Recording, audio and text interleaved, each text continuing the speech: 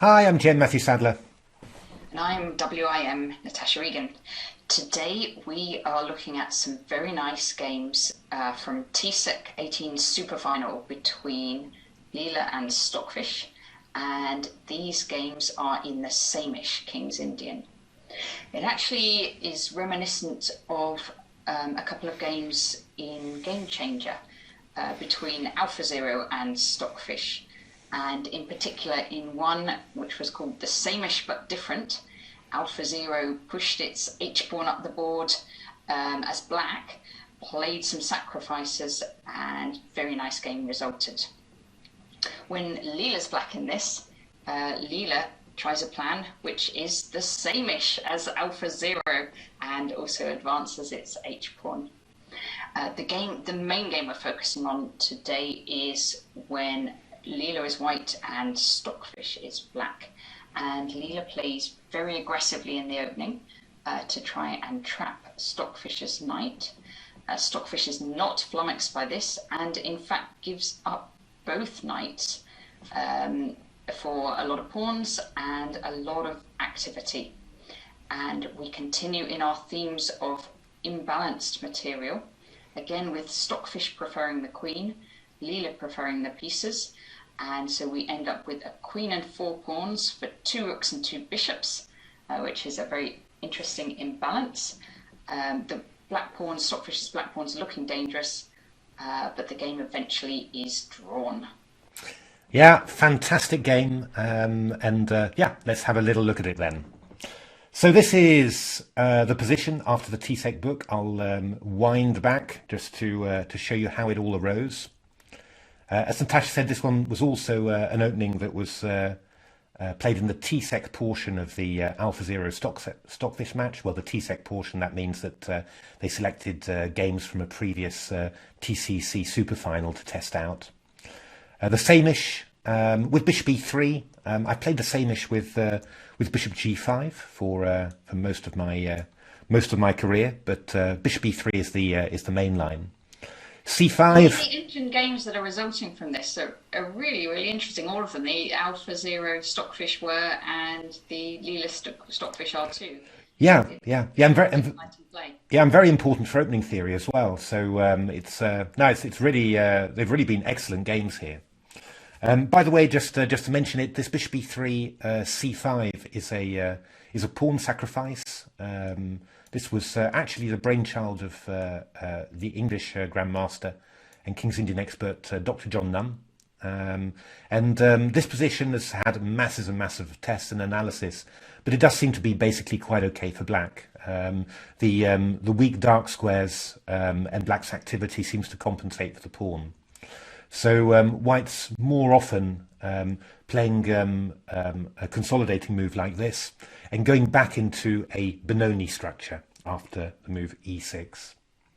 Bishop E2 takes and takes. And this was the last move of the TCEC book for these Leela Stockfish games, and also for AlphaZero against Stockfish. Now, as Natasha mentioned, AlphaZero played H5, the rook's pawn thrust that we've come to expect from neural nets. And after castles, H4, knight H1, H3, G3, bishop D7. AlphaZero was also then aiming for the B5 break. Really went all in with every single bit of disruption. Now, I think that Stockfish played rook C1 in this position. AlphaZero continued with B5. And at some stage, AlphaZero played the amazing idea knight EG4, just sacrificing a knight in order to weaken white's centre. And it was a fantastic game, but ended in a draw. In this game, Stockfish played Queen D2 against Leela. Now, this isn't our main game. We look at the reverse mainly. But I just wanted to show you one little tactical interlude because it certainly struck me when I was watching it. Leela played, well, quite similarly to AlphaZero, just getting the queenside pawns there rolling. Rook C1, Queen A5, Bishop F4, Rook E8. You sort of see that Stockfish finds it hard, I think, to really generate very much for white here. It really does seem to be black doing all the pressing. Bishop g5 takes rook b3. We're coming up to this tactic now. Knight e3, queen e7, and here Stockfish decided to trap that knight on e5. Watch out for this, because this is a big theme in our main game. Takes, and f4. And now there's a tactic. So, and I'm not going to give you the answer too quickly, because there was a message on the previous video. So if you want to work it out, what's the tactic for black? Press pause now. Exactly. So it's all about that knight on e5 is trapped, can't move to g4, can't move to c4 or d3. But black does have an amazing little idea, and that is... It is knight to f3. Exactly. Knight f3, white can just take it, but then queen d4. And, well, black's attacking the queen on d2 and lining up on this knight on e3, and of course the bishop on f3 is loose behind it, so there's this pin on the third rank is very dangerous. And the game continued. Actually, it's slightly more subtle than even that, because knight f g4. So if bishop e3, then white's got ideas of going knight f6 check. So Leela very calmly played king g7 in this position, threatening bishop e3 and also looking for f7 to f5. Just, again, attacking this group of pieces that are just hopelessly defending each other. The game actually, just amazing how much these engines see. Rook takes f3, bishop g4, knight takes, pawn takes, rook e4. And for the exchange, black had pretty good compensation. Again, this pawn on h3, we say it so often, coming in really useful to, really tie the white king to the back rank. And this pawn on d3 is quite dangerous. The game continued. I'll just show you the next couple of moves. d3, rook e2. White doesn't want to take that pawn on d3 because white wants to keep control of the second rank. King f6 and king f5 and king e4. And this was enough compensation for the exchange. Black's king is very active, and the white pieces can't move too far away from the d pawn or little queen. So that was a very interesting game, but it's not our main game, because our main game is even crazier than that. But I just wanted to show you that tactics. It's one of the things that during the game you just think, oh, ooh, what happened there? It's a very unusual tactic. So just as in the AlphaZero Stockfish game, actually, Stockfish didn't go for an h5 plan straight away. It played for a6. And here Leela deviated from the AlphaZero Stockfish games. AlphaZero actually played queen d2. It allowed black to have this this b5 break, and just played for bishop h6 to swap off the dark squared bishops, flatten out black's activity. This dark squared bishop is quite a bit part of it, and then later played for f3 to f4 and e4 to e5. It was actually a very powerful game by AlphaZero. Very good strategy, very interesting. It's analysed in great detail in Game Changer. Leela played the main move, which is to go a4 to stop b5 for now. And Stockfish played bishop d7, really going all out for b7 to b5. But you'll notice that there's that this knight on e5 now, very actively placed, but doesn't have many squares. Actually doesn't have any squares at the moment. The one thing that's keeping it alive is that after f4, then black can play knight eg4. So Leela decides to really just go straight at Stockfish and plays. Leela played, it looks like a quiet move, but it's actually got a lot of menace in it. Exactly. This move h3 takes away g4 from the knight, so f4 is actually going to be a threat of trapping the black knight. So Stockfish plays b5, very typical Benko sacrifice. White can actually take this pawn on b5 and win it, but then there'll be massive counterplay along the b file. So the typical idea normally is for white to play f4 at some stage. Often the move order is castles first, rook b8, f4. And then black normally plays knight c4, and we get these very interesting positions where white's got a pretty good centre here, Well, there's no longer b5 to b4 to chase the knight away from c3, so it's gained some solidity. But without the light squared bishop, yeah, white's got some loose light squares. Rook's got nice pressure against the b2 pawn. And the centre still feels, yeah, just feels a bit loose without that light squared bishop. I think one of my engine games went e5, knight e8, queen e2, takes. And there were some sacrifices of the exchange here. And again, you know, white's got a nice material, but very loose dark squares now as well. So black's had plenty of compensation here. But this is it's quite a well-known position, and to be honest, I actually thought that the move orders were interchangeable. I thought that whether white goes castle straight away and then f4, or f4 straight away, it didn't matter. Black was going to play knight c4 anyway, and we'd transpose. However, there is a difference, as Stockfish points out, because Stockfish here played the incredible idea of b4. Not a complete novelty, because it has been played in 2 correspondence games, or 3 correspondence games apparently, as one of the TCEC guy who goes, a former correspondence world champion who goes by the name of Dragon Mist, pointed out.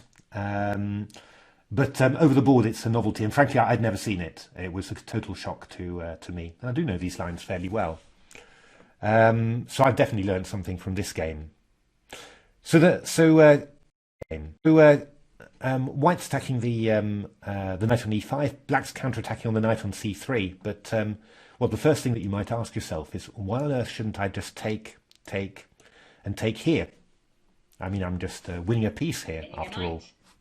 Exactly. But black plays the move queen f6, and well, it's actually quite awkward for white. White can't castle, which is particularly irritating. And black's threatening c takes b2, and if you take, then queen takes c3 is going to be rather unpleasant. After king f2, you could take the rook on c1, on a1, but a f5 is going to be the big move, really, threatening f takes e4 with a big discovered attack on the king. So it's actually, in principle, it's not actually possible for white to take the pawn on c3. So my engines were looking at rook a3, c takes b2, but obviously, you know, 2 pawns to the piece now for black, and white's king still not being castled. Potential just for going rook b8 to force the pawn to queen. A4 pawn is also weak. Pretty tricky for white. I think this was one of my engine games. f5 and then h5. Castles h4, f takes e4, and well, you can see how black's, you know, really destroying the white position here. Still a very unclear position, but you know, black really does have a lot of compensation for the piece. Yeah, and quite a few pawns too. And quite a few pawns too, you know. So so that is very, very dangerous. I did try and I was wondering whether you could just be a bit positional and go b takes c3, because after d takes c5, you know, you can just take on c5, castles. And the bishop has been blocked in behind this pawn on e5. But black's got a number of good possibilities. Knight e8 is certainly not stupid. That's a move I thought would be played. If e takes d6, black can take on c3. And there's going to be some compensation, you know, if white does this, but it's not, you know, it's hardly bad for black. But actually my engines just wanted to go all in with knight takes d5. And after e takes d5, bishop e5, this bishop is forking the knight and the pawn on c3. And bishop f2 takes, and f5 was what my engines wanted. And yeah, 3 pawns. Is it 3 pawns? No, 2 pawns for the piece. But you know, white's pieces are very badly placed. I mean, the dark squares are weak, the kingside dark squares. So if white could get bishop and queen properly organised, that would be great, but that's going to take a very, very long time. And in the meantime, black will probably have exchanged off queens and invaded on the b file. So, well, I think you're going to start getting some appreciation for all the sacrifices that black has got. It really is amazing how much activity black has got. Maybe not so amazing, you know, I mean, white is not castled, and he's played f3, which supported the e4 pawn, and now he's been tempted into playing f4, but still, you know, it is quite amazing. Knight b1 was Leela's move, which is the most, the most critical. And now just trying to just win a piece. Exactly, and now this beautifully calm move from Stockfish, rook e8. Now, the main move, of course, is f takes e5, which we'll look at a little bit later. That's the move that Leela played. But when you're looking at it, you could think, well, after all, this knight on e5 is not going anywhere. So let me just consolidate first, and then afterwards I'm going to take the piece. That seems very sensible. So a move like castles is really, why wouldn't you do that? Well, there's unfortunately the tactics are all working in black's favour. Black takes on e4, takes knight c4, discovered attack on the knight on e4, knight attacking the bishop on e3. And after takes, we've got this very typical Samisch trick. Happens lots and lots in the Samisch in these lines, that this rook is forking the bishop on c4, bishop on e3, and you can't protect both because of this trick, rook e3 and bishop d4. Remember that one if you're a Black King's Indian player. It comes up loads. So I was also looking at playing not castles, but playing the move knight d2. After all, white keeps on sacrificing on e4, so why not defend it and then later take the knight on e5? So maybe just give yourself a moment. Give yourself a moment. You can press pause here, and we'll We're looking for a different sacrifice. Exactly. And that sacrifice is, Natasha? Knight takes d5. Exactly. The knight on d2, it's blocked the line of the queen, and after e takes d5, we've got this move knight d3 check, takes rook e3, and there's a fork of the bishop and knight. So you're winning the piece back with a winning position. I also looked at playing queen c1. Looks ugly, but at least we're defending that bishop on e3. Here, black again plays knight takes d5 and queen h4 this time, hitting that loose knight on g3. Something like bishop f2 allows knight d3 check. Again, that queen rather unfortunately placed. And if you castle, just try and get out of it, then black's just got huge amounts of compensation here. Takes, rook e2, takes, and rook b2. And how many pawns is that? That's 4 already. Rook e8 to e2 is coming in. My engines didn't manage. That b pawn looks dangerous. Yeah, my engines just won every single game with black, which is not surprising. That was just looks completely winning. And then the final idea that I looked at was, could I just play king f2 in this position? Not queen c1, but king f2. After all, you get the king out of the way, and it's also giving some protection to the bishop on e3 and knight on g3, so that didn't seem stupid. But this time, now we're coming with the old AlphaZero push again. And after a move like f takes e5, we'll just show that variation, we go h4, takes, and rook takes e4. And this is again very, very dangerous. For example, my engines were just looking to take and go there. You're rook down, but you're going rook e8, and obviously with the weak dark squares, great dark square bishop and queen, and the king terrible on g3. This is wonderful compensation.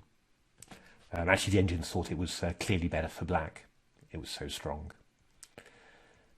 So yeah, you can see just how many tactics there are. It is quite incredible. It really is amazing just how much stuff there is.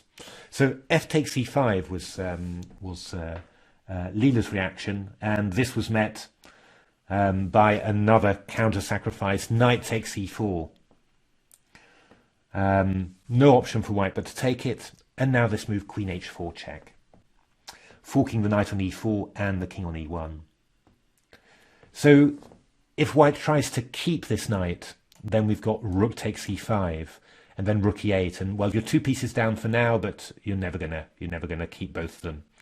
That's really very, very, very worrying. So Leela gave back a piece with queen e4, then played e6. Just giving up the pawn like that, and essentially trying to just block the e-file, and then white can castle kingside. So for example, after fe, I'd imagine that we would have played castles here, and then bishop f3 later, Still decent for black, I think, but It opens up that long diagonal for the bishop. exactly. I think this is probably a better thing for white than what happens in the game. We're still following the 3 correspondence games actually. Here one diverged. Black played queen takes g2 and rook g1, queen h3, and they just agreed a draw after here, which seems rather sad for a correspondence game, really. White could also play e takes d7, rook e7, and then one of my engine games went rook g3. They did a few of these amazing repetitions, and then knight d2. Bishop takes b2, rook c1, offering black the opportunity to give his dark squared bishop up for the rook, but black didn't want that. And we get this incredible position where we've got black has got 5 pawns and white has got 2 pieces. But of course, and it's not just 5 pawns. Well, the pawn on a4 is also weak as well. Yeah. So yeah, very crazy position, and it was ending up as a draw in my engine games. But frankly, it was just completely random as far as I could see. But that's a little bit. It does feel a little bit strange, to be honest, to let white get this pawn on d7 that stops a rook from coming to e8 quickly. So Stockfish played the move that was played twice in correspondence games. I'm pretty sure they were using Stockfish, to be honest, to analyse that. Takes and rook takes e6. So white has got 2 pieces. Black has got 3 pawns. Yes. But there's a huge pin on the e file. So this is a big problem, for white. I mean, you say, oh, 2 pieces, couldn't I give one back to be safe? But here, after black plays queen takes c2, you've got 3 pieces for the pawn already, and a hugely active position. So that's never going to work. So Leela needs to duck and weave a little bit to try and get out of this. King f1, rook e8, and now Leela took on a6, which I think is always it's a generally good approach. That if you're under pressure like this, take as much material as possible, to give yourself as much of a buffer to give back afterwards. To be honest, I didn't see immediately what black was planning after bishop f3, queen c4, king g1. I thought that this looked perhaps. Yeah, it looked rather safer to have the bishop on f3 rather than then. White's aiming to go knight d2 and get out like that. But black's got a great move here. Very important. And again, Stockfish must have seen this, God knows when. Probably when it played b4, I would imagine.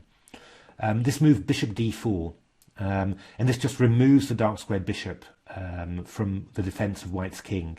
And this is easily enough to make a draw. After knight d2, you can take, go queen d4 check, queen d3, queen d4 check. And if you went king g1, then I'll do the same, pretty much the same as the game, but a much better version for black. And loads of pawns and quite an open king as well to aim at. So Leela played bishop takes a6, and now this very fine move from black makes sense of everything. That's queen f4. What does queen f4 do? It threatens rook e1 check here, which is going to win the white queen due to this pin on the bishop on f2. And white can't actually play the move king g. Oops, good lord! Can't actually play the move king g1. Little tactical puzzle here for you. So you can press pause if you like. How does black finish this off? And the answer here is d4. Bishop d4 is possible, actually. It's also quite strong, but there's even more virulent, I would say. It's rook e1 check. And after bishop e1, we go bishop d4 check. And if queen d4, we go rook e1 with mate. Well, bishop f1 is possible, and then rook f1 is mate. So that is very, very dangerous. So Leela forced to give back the queen, bishop b2, rook b1, and then rook e1 check. And we've talked very often about Stockfish being very happy to give up a queen to get a queen for many pieces. Here it's gone quite a way actually, because white's got rook, two rooks, a bishop and a knight for the queen, and 3 pawns. But of course the white king, white's unable to castle, quite important actually as well. The white pieces are very badly coordinated at the moment, so black has a huge amount of compensation here. So how is white going to get free? Leela played king to e2. I tried lots of different things in engine games, but it didn't really make any significant difference. Bishop takes d2 from Stockfish. One little trap that came up in an engine game was quite nice. You can go queen e5, king d3, and queen f5 check. Because if you go king takes c3, there's queen c2 with checkmate. But of course it doesn't make much difference. I mean, after queen f5, white could go king e2 or knight e, maybe try knight e4. I think, I can't remember, but it doesn't make that much difference. Stockfish's move is very good. Takes, and queen e4 check, making white lose its coordination again, and then queen a4. So taking the pawn, attacking the bishop on a6, and also threatening ideas like just b2. Again, my engines tried all sorts of different things in this position. I think rook d6 was one line that interested me. b2, bishop d3, queen d1 check, and b1 queen. And then takes, and queen d8. And this is quite an interesting material balance. Rook and 2 bishops against queen and 2 pawns. And of course you got rid of black's phalanx of past queenside pawns. So in principle it's not a bad material balance for white, but obviously the white king is so open and the white pieces are so uncoordinated that it's unlikely that white's going to reach a winning position here. And most of my engine games ended in draws here. What Leela did, and that was pretty much the main choice of all the engines. That was to actually just give a piece back, go king g1 straight away, and after queen a6 go king h2. So with a king on h2 and a dark squared bishop, white's king is pretty safe now. The only small matter you've got is how to deal with these 3 passed pawns. But they're going to advance onto light squares and have to move past dark squares. And with this dark squared bishop, white's got good chances. The most important thing for black is to keep the queen really active and harassing the white king and the white rooks. And Stockfish, of course, is a master at that. So, for example, here rook b3 allows queen f4 check, forcing king, and rook. So rook b2, f6, f6, just making sure that the king has enough space. Bishop g3, c4, rook d6. And now this nice move h5, actually unusual. I hadn't expected this at all from Stockfish, I have to say. But what Stockfish does is disrupt the white's dark squared bishop, really splits up the white pieces, so not achieving coordination at all, and also puts the white king in some sort of cage. So it'll make perpetuals a lot easier in the future. Very instructive, that maneuver. Rook f3, king h7, and now Leela decides to try and activate its rooks, but this allows Stockfish to move its pawns past. Bishop e5, takes, b1 queen. So black is the second time it's done that this game. Exactly. One of the pieces by queening another pawn. Exactly. It's white's not doing badly here because we've got an isolated pawn here, so in principle the 2 rooks can gang up against it. But thanks to Stockfish's foresight in putting the white king in the cage, there's going to be an awful lot of perpetuals as well. And the engines here are assessing the position as just completely equal. And just after a few more moves, the TCEC draw rule kicked in, and because both engines were at 0-0-0 for so long, they just made the draw. For example, you could play something like rook c7 here, and then I'm just one random idea would be to play queen e1. Am I going to do that right? You've got to watch out here because, well, as I've proved, because here would be mate, and oops, and actually king f5. There's rook f7 check, king e7, and rook e7 check winning. So still plenty of opportunity for the human to make mistakes. But I think actually that that, for example, this move queen d3 is stronger. If you go rook c6, I go king h5, and my queen is covering h7. And if I go rook c4, then queen check is going to be a perpetual. So yeah, so that game was agreed drawn in this position because both engines were assessing it as 0-0-0. So there we are. I hope you enjoyed that game. I thought it was well, really fantastic actually. Very, very important for opening theory actually. I mean, this basically seems to well refute to completely neutralize this move order of white. So I think we'll see white players not playing f4 at this move, but playing castles if they if they want to continue. And well, I mean, simply you've got to say Stockfish's calculation was incredible because there are a number of very subtle points. For example, bishop f3. There was this subtle point, queen c4 and bishop d4, which is, completely unobvious. Certainly, I was staring at it quite a while and certainly not, it wasn't jumping into my head. And bishop a6, this move queen f4, these are certainly not obvious moves at all to see from a long way back. But I'm sure Stockfish saw this probably when calculating b4. So, really incredible. And yeah, and this time, Stockfish's evaluation of a position with queen against pieces turned out to be just spot on, and black had plenty enough compensation to keep equality. So there we are. Hope you enjoyed that game. Just remains to say that if you haven't subscribed yet to our channel, please subscribe. Exactly. This is the moment. And otherwise, well, we talked about Game Changer, about the AlphaZero Stockfish games in this line. Did quite a bit of analysis, and they were very, very interesting games. The Stockfish, the AlphaZero game as black was extremely amazing, in actual fact. And lots of tactical puzzles in that one too. Lots of tactical puzzles in that one too. And Natasha isn't there ruining them for you, so...